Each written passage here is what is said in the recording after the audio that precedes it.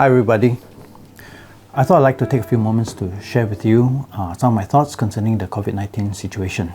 Before I do, I want you to know that I, along with the staff of the church, are praying very much for you, for your safety, for your health and for your protection.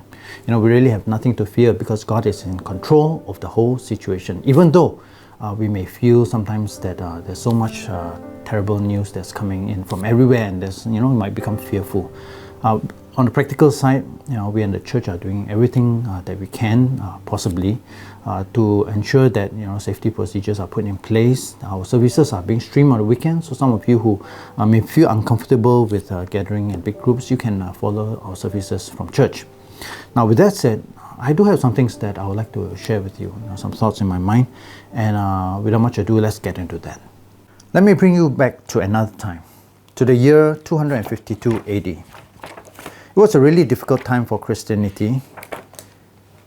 In Tertullian's time and after, Christianity spread with remarkable rapidity in North Africa and Numidia. But in the generation after his death, it underwent severe testing, when the emperors Decius and Valerian unleashed the first universal persecutions of the churches. At that time, the bishop of Carthage was Cyprian. So Carthage was the ancient Phoenician city located in the north coast of Africa. During this time, it had become the most powerful city in the region because of trade.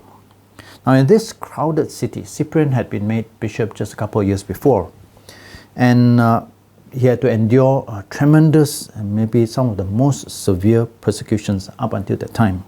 So this guy here is Cyprian.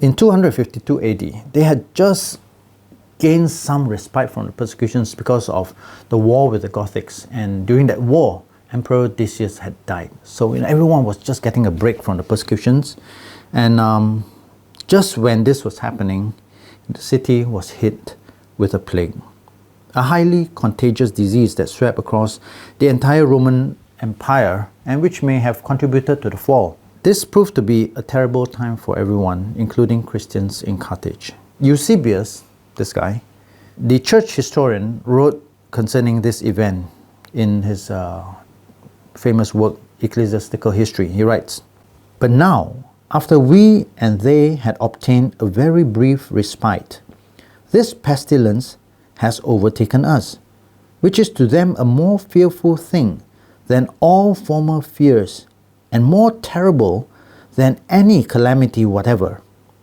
And to quote an expression of an historian of their own, "a thing alone which has exceeded all men's expectations." While to us it was not so much that as a discipline and a testing, no less severe than any of the rest.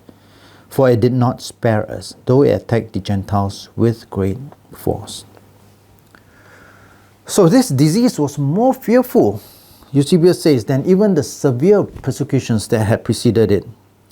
Cyprian described the symptoms this way. He says, "This trial, that now the bowels relax into a constant flux," in other words, diarrhea, "discharged the bodily strength, fire originated in the marrow, ferments into wounds of the forces, that the intestines were shaken with continual vomiting, that the eyes are on fire with the injected blood, that in some cases the feet or some parts of the limbs are taken off by the contagion of disease putrefaction, that from the weaknesses arising from the maiming and the loss of the body, either the gait is enfeebled, or the hearing is obstructed, or the sight is darkened." It was a terrible disease and with awful symptoms. Now keep in mind, this was a time when they had no clean water, no modern medical care, no isolation ward, definitely no N95 mask, and for sure, no rolls of toilet paper. So Cyprian, in writing to the church during this time, he wrote a treatise called On the Mortality. And I'd like to read to you, some of his words to the church, which I think maybe can teach us a thing or two. "But nevertheless, it disturbs some that the power of this disease attacks our people equally with the heathens, as if the Christians believed for this purpose that he might have the enjoyment of the world and this life free from the contact of ills, and not as one who undergoes all adverse things here and is reserved for future joy.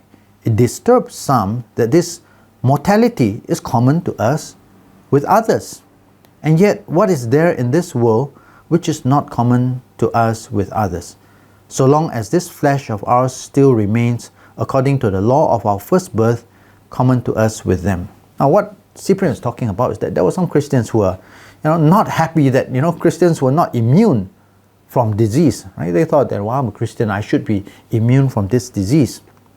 But Cyprian addresses them and says the illness fell on Christians and non-Christians alike, and this shouldn't bother us. Now, this experience of the flesh, as it were, is common to all.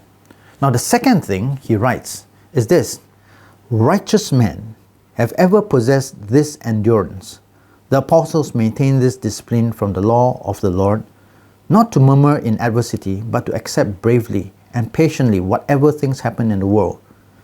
We must not murmur in adversity, beloved brethren, but we must bear with patience and courage whatever happens, since it is written, the sacrifice to God is a broken spirit, a contrite and humble heart God does not despise. So Cyprian saw the experience as a test of faith and thought that good Christians should not be given to complaining when facing such adversity, but be courageous. And then he continues, he says, let not these things be offenses to you, but battles, nor let them weaken nor break the Christian's faith, but rather show forth his strength in the struggle, since all injury inflicted by present troubles is to be despised in the assurance of future blessings. Unless the battle has preceded, there cannot be a victory.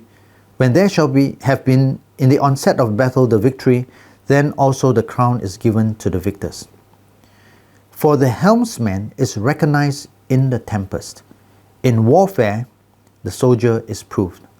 Struggle in adversity is the trial of truth. Wow, those were some amazing words. So Cyprian is saying the captain, the helmsman, is tested in the storm. Right? That's when you know whether the captain is good or not. And the soldier is tested in warfare. Struggle in adversity is the trial of truth. Great words. So Cyprian could feel this way because he literally felt that as Christians, we have nothing to fear from death. If we die, we're going to be with the Lord. We're going to glory. So he writes, he says, this mortality, as it is a plague to Jews and Gentiles and enemies of Christ, so it is a departure to salvation to God's servants. Right? So if you're not a Christian, you have a lot to worry about. But if you are a Christian, you have nothing to fear from any disease, any death.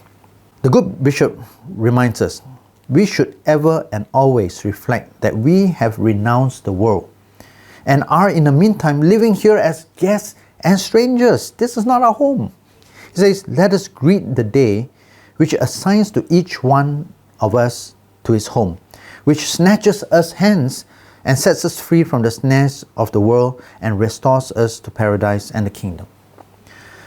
It is an important reminder, isn't it, that this really is not our home. And it's at times like this that God, has a way of putting this, putting his finger on the issue and reminding us where our loyalties lie. So, what did the church do during this time of great fear and testing and disease?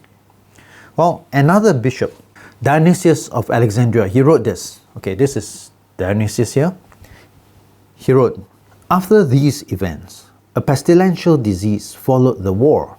Now indeed, everything is tears, and everyone is mourning, and wailings resound daily through the city because of the multitude of the dead and dying. Let's not forget, it was a terrible situation. Carthage was a crowded city. Lots of people were packed together. There was no hygiene, no sanitation, and people were dying everywhere. There were dead people lying on the streets, and everyone was looking out for themselves. Dionysius describes what was going on with the non-believers. He said this, they deserted those who began to be sick and fled from their dearest friends, and they cast them out into the streets when they were half dead and left the dead like refuse unburied. They shunned any participation or fellowship with death, which yet with all their precautions, it was not easy for them to escape. This is like a picture of Wuhan, isn't it? Some of these people, they were kicking out their own family members if they were sick, right, in the street because they didn't want to die. And people were just out there lying, the dead bodies were in the street because nobody wanted to risk their own lives to clear up all these things. No one, that is, except for the Christians. So Dionysius, he writes this about what the church did during this time. And I think this is really challenging to us. He says, the most of our brethren, the Christians, were unsparing in their exceeding love and brotherly kindness. They held fast to each other and visited the sick fearlessly and ministered to them continually, serving them in Christ. And they died with them most joyfully, taking the affliction of others, drawing the sickness from their neighbors to themselves, willingly receiving their pains. And many who cared for the sick and gave strength to the others died themselves, having transferred to themselves their death. And the popular saying, which always seems to be mere expression of courtesy, they then made real in action, taking their departure as the others offscouring. Truly, the best of our brethren departed from life in this manner, including some presbyters and deacons, and those of the people who had the highest reputation, so that this form of death, through the great piety and strong faith was exhibited, seemed to lack nothing of martyrdom. And they took the bodies of the saints in their open hands and in their bosoms, and closed their eyes and their mouths. They bore them away on their shoulders and laid them out. They clung to them and embraced them, and they prepared them suitably with washings and garments, and after a little they received like treatment themselves. For the survivors were continually following those who had gone before them. Wow.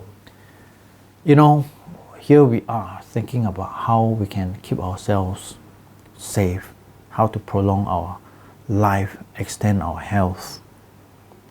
But Dionysius is saying that the Christians of those days, they went out to help the sick, knowing full well in so doing that they themselves would die. And they did die. That's stunning. Their love was, in the words of Dionysius, made real in action.